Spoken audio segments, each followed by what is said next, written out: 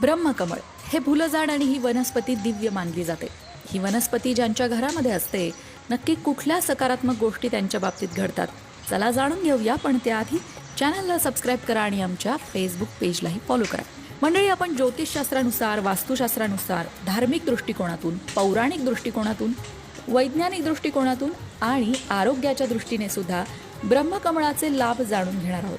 सगळ्यात आधी बघूया ज्योतिषशास्त्र काय सांगतात. ब्रह्मकमळाला ज्योतिषशास्त्रात अत्यंत महत्त्व आहे, कारण हे फूल भगवान शिवशंकरांशी संबंधित आहे. भगवान शिवशंकरांना हे फूल प्रिय आहे असं सुद्धा म्हटलं जातं.